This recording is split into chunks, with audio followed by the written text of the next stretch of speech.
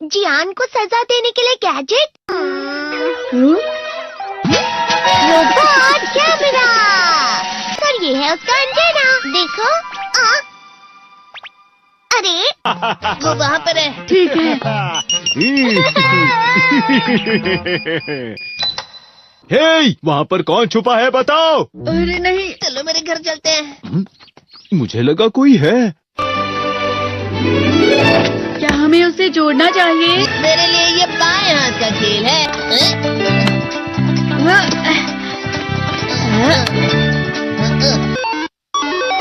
हाँ, ये चल रहा है।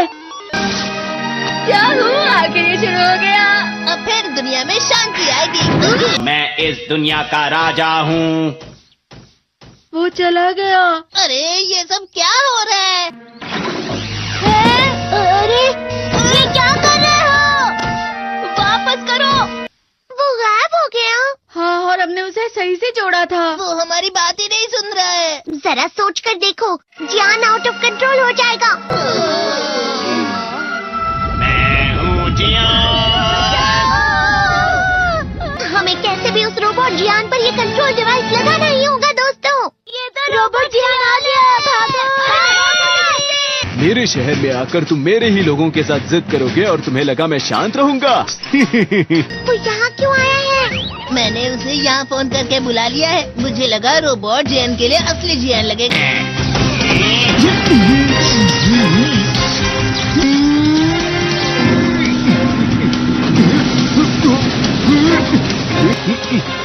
वैसे तुम अच्छा मुकाबला कर रहे हो।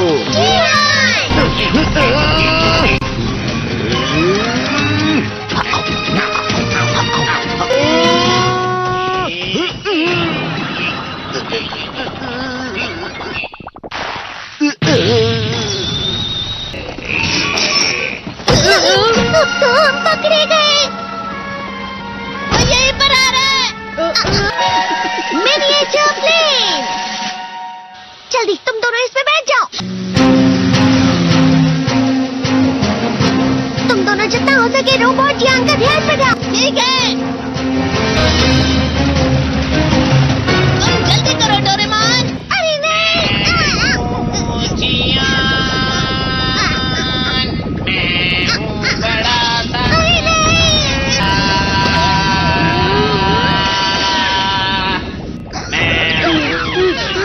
मेरा दिमाग खराब हो गया।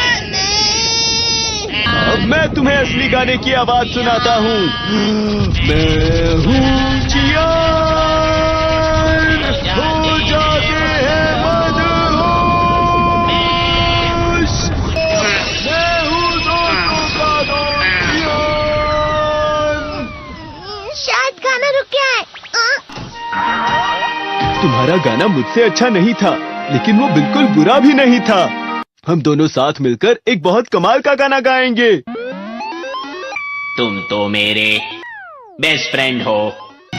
चलो अब हम गाना शुरू करते हैं। पता नहीं अब इस पृथ्वी का आगे जाकर और क्या होने वाला है।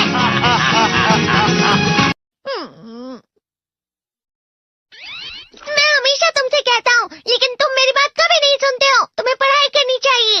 तुम तो बिल्कुल भी समझदार नहीं हो नोबिता। और समझदार बनने के लिए तुम्हें पहले पढ़ाई करनी चाहिए, समझ गए? ये क्या है? इससे तुम्हें पता लगेगा कि तुम कितना नेगेटिव सोचते हो। ये तो मजेदार है। मुझे और ट्राई करना है। ला ला ला ला ला ला ला ला पाए पाए पाए पाए पाए। इतना क्यों खुश हो रहे हो? अरे तुम यहाँ हो? अरे तुम दोनों इतने लाल और इतने चमकदार क्यों लग रहे हो? जियान। खुशखबरी है, अब से ग्राउंड पर बेसबॉल की स्पेशल ट्रेनिंग होगी। तुम सब क्या कर रहे हो? हुआ सुनियो। मुझे तुम्हारे बगल में खड़े होकर तुम्हें शानदार स्विंग करते हुए देखना है। हाँ मैं सच कह रहा हूँ। तुम बड़े बड़े मैच भी खेल सकते हो। मस्का लगाओ। चलो भी सुनियो, मुझे अब शर्म आ रही है। जियान तो पिघल गया और बेवकूफ बन गया। हाँ? तुम जैसे नासमझ से निपटना बहुत आसान होता है। तुमने मुझसे झूठ कहा। सुनियो, तुम इतना मस्का क्यों लगा रहे हो? अरे नहीं जियान। सुनियो। अरे हाँ, मैं अभी जाके ये गैजेट शिजुका को भी दिखाता हूँ। जी तो फिर से चमकने लगा। देखी सुखी। मुझे भी तुम्हारी तरह हमेशा फुल मार्क्स चाहिए। ऐसा मत कहो शिजुका। ये क्या हो रहा है डोरेमोन? ये बुरा लगने की आग है।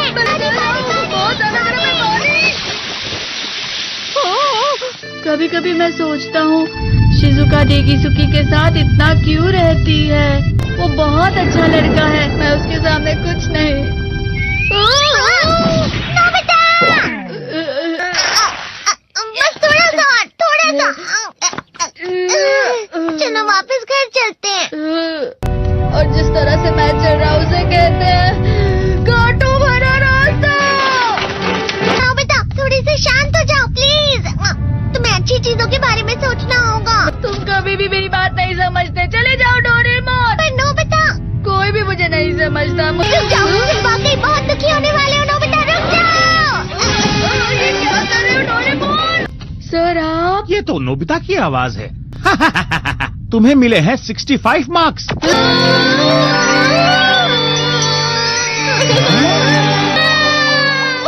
अब इसे क्या हो गया? ये सातवें आसमान में उड़ रहा है सर। हाँ, ये अच्छा लग रहा है। हवा? शायद कोई तो पास आ रहा है। शायद उसके बहुत बड़े बड़े कदम है। वो क्या है? ये तो स्प्रिंग के कदम है। आज की पार्टी की सारी डेकोरेशंस हो गई हैं। वाह, ये तो कैंडी हाउस है ना? मुझे भी बिल्कुल इसी तरह का घर चाहिए। House of candy construction machine. पहले हमें अलग अलग चीजें डालनी होंगी। और बटर। और शक्कर। और फिर डालेंगे वनीला एसेंस। और अब स्विच ऑन। हो गया। टेस्टी लग रहा है। चॉकलेट। ये तो सच में चॉकलेट है। ठीक है, चलो अभी बनाना शुरू करते हैं।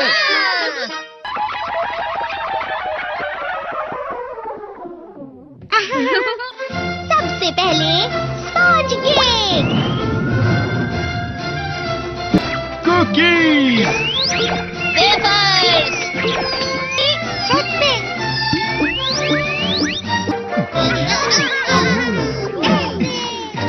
ठीक है, चलो अंदर और भी कमरे बनाते हैं।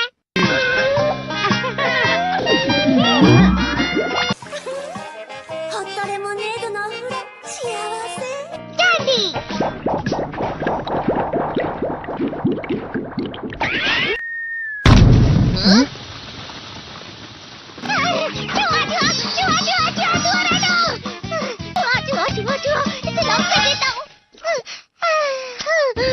वो असली चूहा नहीं था, बल्कि बस चिरी चिरी का एक फेवरेट खिलौना था।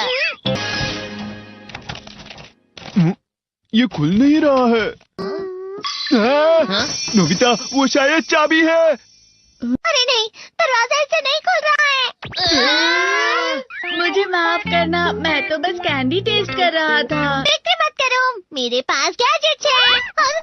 अरे नहीं, क्यों ना हम फिर से इसकी मदद से एक और चाबी बना लें। अरे हाँ। शायद इसकी फिलिंग खत्म हो गई है। अरे नहीं। चलो हम चिरी चिरी से स्मॉल लाइट का बटन दबाने के लिए कहते हैं। मैं बिल्ली पर भरोसा नहीं कर सकता। मैं खुद यहाँ एक छेद करता हूँ। मैं मदद करता हूँ। मैं भी। अरे नहीं, मेरा पेट भर गया।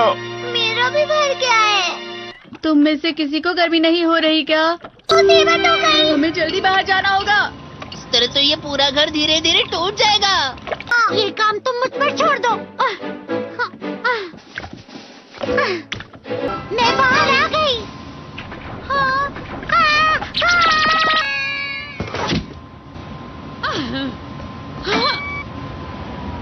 मैं इसे फ्रिज के अंदर रख देती हूँ। फ्रिज के अंदर? ये कैंडी हाउस कहाँ चला गया?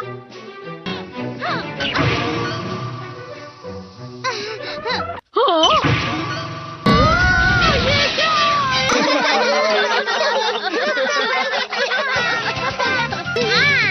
ये लो।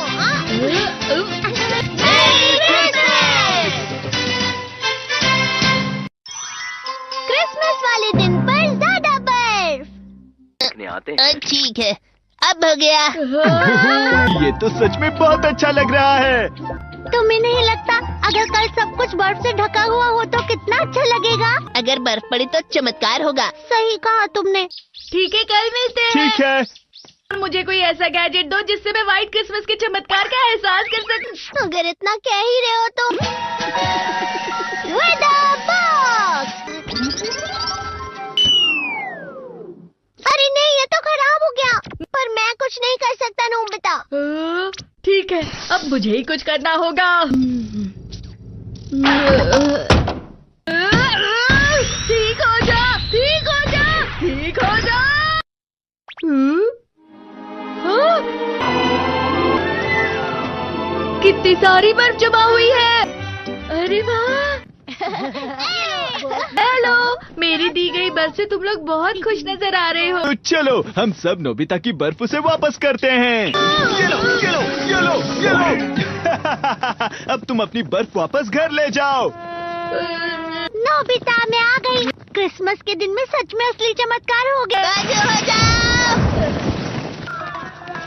ये तो बिल्कुल अच्छा नहीं हुआ डोरेमोन।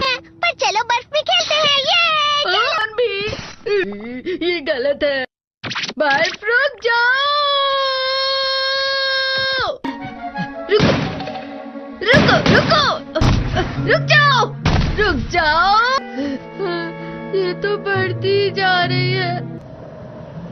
डोरेमोन, लगता है ज्यादा बर्फ गिरने की वजह से सब घर चले गए। बर्फ की वजह से बाइक स्टार्ट नहीं हो रही थी। माफ कीजिएगा, ये सारी मेरी गलती है। बर्फ की वजह से ट्रेन्स बंद हो गई हैं, तो शायद आज तुम्हारे डैड घर नहीं आएंगे। हे नोबिता, अच्छा काम कर रहे हो। इसे क्या हुआ है? पता नहीं, आज की पार्टी में देर मत करना। हाँ, आखिर मुझे तुम्हारी विश जो पूरी करनी थी।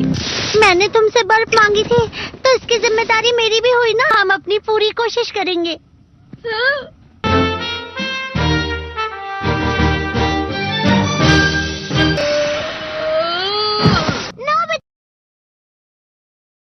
हेलो दोस्तों, स्वागत है हमारी नई वीडियो में। मैं हूं आपका दोस्त और आज हम बात करेंगे डोरेमोन की कुछ ऐसी मिस्ट्रीज के बारे में जो आपके दिमाग को हिला देंगी। डोरेमोन, वो नीला रोबोटिक कैट, हम सबका फेवरेट है। नोबिता को अपने जादुई गैजेट से बचाने वाला ये कैट अपने साथ कई अनसुलझे सवाल लाता है। तो अपने डिटेक्टिव ग्लासेस तैयार रखो और चलो खोजते हैं डोरेमोन की मिस्ट्री पार्ट 10 का राज। आज हम 5 ऐसी मिस्ट्रीज की बात करेंगे जो डोरेमोन की दुनिया को और भी रहस्यमयी बनाती हैं। हर मिस्ट्री में है ट्विस्ट, ड्रामा और ढेर सारे सवाल जो आपको रात भर सोचने पर मजबूर कर देंगे। तो बिना टाइम वेस्ट किए चलो शुरू करते हैं। पहली मिस्ट्री, डोरेमोन का टाइम ट्रैवल लॉग कहाँ है? डोरेमोन और नोबिता ने टाइम मशीन से ढेर सारी टाइम ट्रिप्स की हैं। पास्ट में डायनासोर देखने से लेकर फ्यूचर में शिवाशी से मिलने तक। लेकिन सवाल ये है, इन टाइम ट्रिप्स का रिकॉर्ड कहाँ है? क्या डोरेमोन हर टाइम ट्रैवल का लॉग रखता है? सोचो, एक रोबोट जो टाइमलाइन को चेंज कर सकता है, उसे जरूर हर ट्रिप की डिटेल रखनी चाहिए। कुछ फैंस का थियरी है कि डोरेमोन की मेमोरी में एक सीक्रेट टाइम ट्रैवल लॉग है जो हर ट्रिप की डिटेल्स स्टोर करता है। क्या ये लॉग फ्यूचर की किसी अथॉरिटी को भेजा जाता है? एक एपिसोड में डोरेमोन ने नोबिता को टाइम मशीन यूज करने से मना किया था क्योंकि टाइमलाइन डेंजरस हो सकती है। क्या डोरेमोन को हर ट्रिप की परमिशन लेनी पड़ती है? और एक ट्विस्ट, क्या अगर टाइम ट्रैवल लॉग में कोई गलत एंट्री हो जो टाइमलाइन को मेस कर दे? जैसे अगर नोबिता ने पास्ट में कुछ चेंज किया और डोरेमोन ने उसे रिकॉर्ड नहीं किया, क्या फ्यूचर में कोई टाइम पुलिस है जो इस लॉग को चेक करती है? अगर हां, तो क्या डोरेमोन कभी उनके रडार पर आ चुका है? सोचो, अगर डोरेमोन का लॉग हैक हो जाए। ये मिस्ट्री तो टाइम मशीन जितनी ही कॉम्प्लिकेटेड है। दूसरी मिस्ट्री, शिजुका की फ्यूचर मेमोरी। शिजुका, डोरेमोन की सबसे स्मार्ट और काइंड कैरेक्टर। वो हमेशा सही डिसीजंस लेती है और मुसीबत में भी कूल रहती है। लेकिन सवाल यह है, क्या शिजुका को फ्यूचर की कोई मेमोरी है? क्या वो पहले से जानती है कि नोबिता उसका फ्यूचर हस्बैंड है? सोचो, मंगा में बताया गया कि शिजुका फ्यूचर में नोबिता से शादी करती है, लेकिन कुछ एपिसोड्स में शिजुका नोबिता की बेवकूफी पर भी उसे सपोर्ट करती है, जैसे उसे उसका फ्यूचर पता हो। क्या अगर शिजुका को फ्यूचर से कोई मैसेज मिला है? एक एपिसोड में शिजुका ने एक अजीब डायरी में कुछ लिखा था जो बाद में गायब हो गई। क्या वो डायरी फ्यूचर की मेमोरीज का रिकॉर्ड थी? फैंस का थियरी है कि शिजुका की स्मार्टनेस सिर्फ नेचुरल नहीं है। क्या शिवाशी ने शिजुका को फ्यूचर की कुछ इंफॉर्मेशन दी है ताकि वो नोबिता को गाइड कर सके? और ट्विस्ट ये, क्या शिजुका जानबूझकर कुछ सीक्रेट्स छुपाती है ताकि टाइमलाइन सेफ रहे? सोचो, अगर शिजुका असल में टाइमलाइन की गार्डियन हो। ये मिस्ट्री शिजुका की स्माइल जितनी ही चार्मिंग है। तीसरी मिस्ट्री, डोरेमोन के बैकअप का सीक्रेट। डोरेमोन एक हाईटेक रोबोट है और हर रोबोट का बैकअप होता है, लेकिन सवाल यह है, डोरेमोन का बैकअप कहां है? क्या फ्यूचर में उसका डेटा सेव है या कोई दूसरा डोरेमोन तैयार है? सोचो, अगर डोरेमोन को कुछ हो जाए तो नोबिता का क्या होगा? मंगा में बताया गया कि डोरेमोन को एक फैक्ट्री में बनाया गया था। क्या अगर फ्यूचर में डोरेमोन का बैकअप क्लोन है जो एक्टिवेट होने का वेट कर रहा है?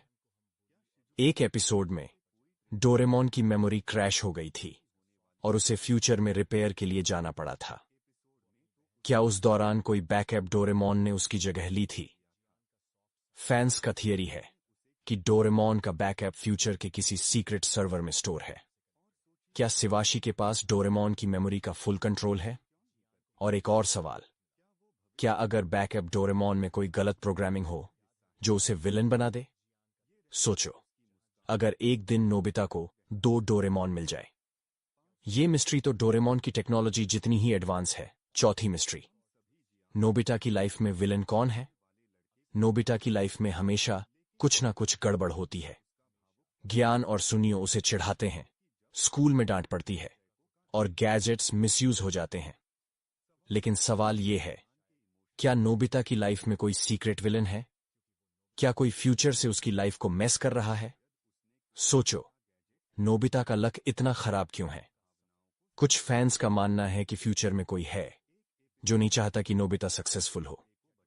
क्या अगर शिवाशी का कोई राइवल है जो टाइमलाइन चेंज करना चाहता है?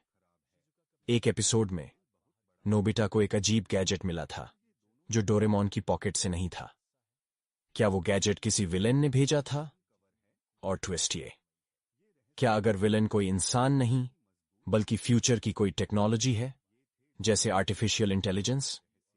क्या कोई एआई नोबिता की लाइफ को टेस्ट कर रहा है ताकि फ्यूचर की हिस्ट्री चेंज हो? सोचो, अगर डोरेमोन और नोबिता को एक दिन इस विलेन से लड़ना पड़े। ये मिस्ट्री नोबिता की मुसीबतों जितनी ही डीप है। पांचवीं मिस्ट्री, डोरेमोन की पॉकेट का बैकडोर। डोरेमोन की 4D पॉकेट हर बार नया गैजेट देती है, लेकिन सवाल यह है, क्या पॉकेट में कोई बैकडोर है? क्या कोई और इस पॉकेट को एक्सेस कर सकता है? सोचो, एक पॉकेट जो टाइम और स्पेस को डिफाई करती है। कुछ फैंस का थियरी है कि पॉकेट में एक हिडन बैकडोर है जो फ्यूचर की किसी अथॉरिटी को एक्सेस देता है। क्या अगर शिवाशी या कोई और पॉकेट में गैजेट्स डाल सकता है? एक एपिसोड में डोरेमोन को एक गैजेट मिला जो उसने पहले कभी नहीं देखा था। क्या वो गैजेट किसी और ने पॉकेट में डाला था? और एक और सवाल, क्या अगर पॉकेट को हैक किया जा सकता है? क्या कोई विलन डोरेमोन की पॉकेट से डेंजरस गैजेट्स निकाल सकता है? सोचो, अगर पॉकेट का बैकडोर फ्यूचर के किसी सीक्रेट प्रोजेक्ट से जुड़ा हो। क्या डोरेमोन की पॉकेट असल में टाइमलाइन को कंट्रोल करने का टूल है? ये मिस्ट्री पॉकेट जितनी ही मैजिकल है। तो दोस्तों, ये थी डोरेमोन की 5 नई mysteries. Time travel log, Shizuka की फ्यूचर में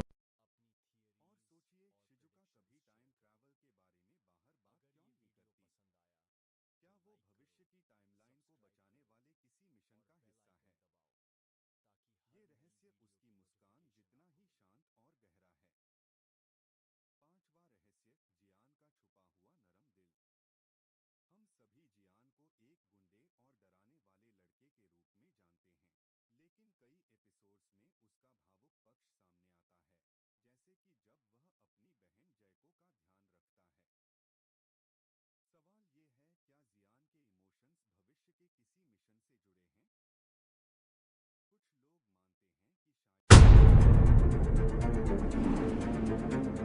Russian forces launched simultaneous attacks on Ukrainian positions from different directions using heavily armored tanks.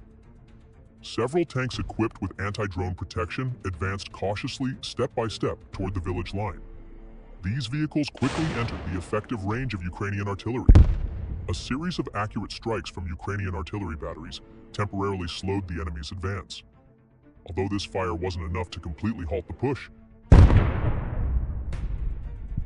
it bought the FPV drone groups valuable time to mobilize.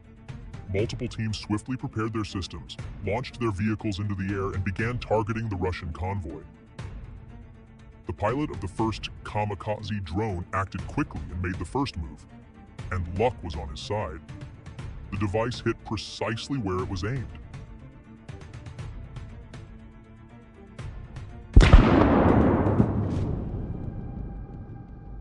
The next tank in formation, suddenly exposed after its counterpart was disabled, was immediately struck by another UAV.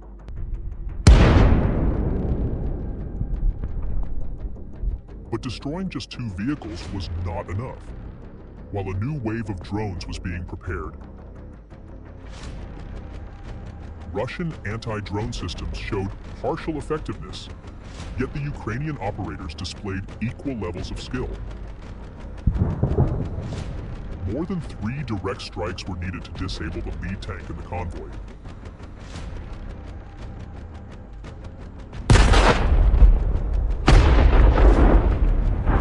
Soon after, the second vehicle following it was also hit and taken out. As a result, the entire convoy came under heavy fire from Ukrainian FPV teams, and Russian forces started losing vehicles one after another. The increase in the number of drones needed per destroyed target is directly tied to the evolution of new Russian defense methods. For example, in this engagement, several tanks had their hulls completely covered with dense metal wire meshes. Such a modification has never been seen before, and in some cases it may require up to 10 FPV drones to penetrate this structure. Nevertheless, the overall cost of the drones remains far lower than the value of the destroyed equipment.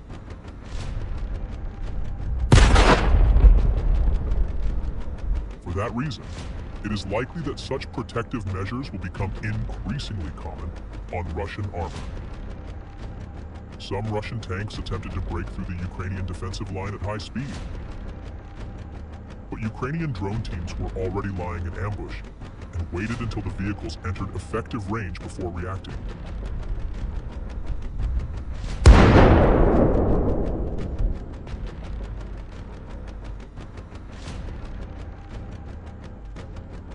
This careful approach quickly turned into a counterattack. When Russian personnel realized the danger, they abandoned their vehicles and tried to withdraw in haste. FPV drone pilots immediately exploited this opportunity.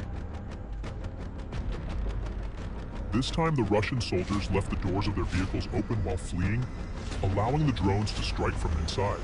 Within seconds, explosions dealt a severe blow to the Russian side. Attempting to take the wooded Ukrainian positions, the Russian forces then deployed the UR-77 Meteorite mine-clearing vehicle. This system was not designed for offensive use, but due to ammunition shortages, Russia was forced to use it as an assault platform. Despite a prolonged bombardment, the Ukrainians did not abandon their lines. For a while, both sides exchanged fire without gaining any major advantage. To change the situation, Russian commanders brought in a heavy flamethrower rocket system. Fortunately, Ukrainian intelligence detected the threat in advance, and the units evacuated their positions just minutes before the barrage began. Unaware that their detailed plans had turned them into perfect targets, the Russians continued firing. In response, the Ukrainian drone teams launched an aggressive counterstrike, destroying the UR-77 systems one by one.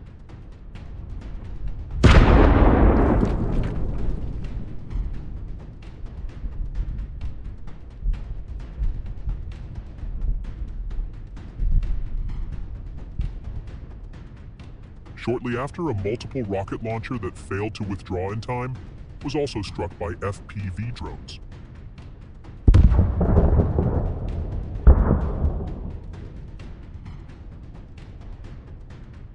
Immediately after, 2 armored vehicles attempted to push forward, yet their plan collapsed in the first few minutes. The lead vehicle was rammed by a drone and veered off the road.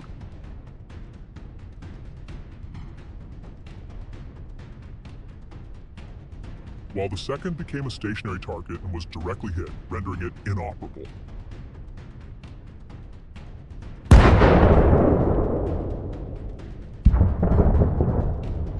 A few minutes later, the remaining targets were eliminated one by one.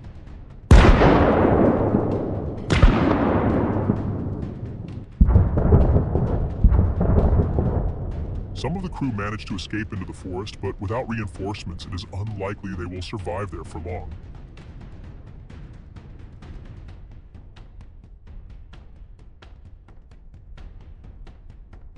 The conflict between Ukraine and Russia, which began in 2014 and escalated dramatically with the large-scale invasion in 2022, has become one of the most complex land wars of the modern era.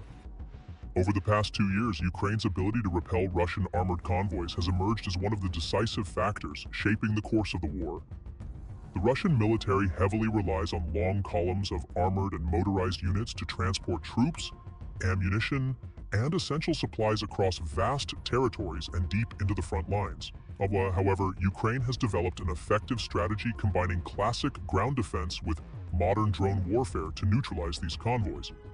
The most intense fighting has been concentrated in regions like Donbass, Luhansk, Zaporizhzhia,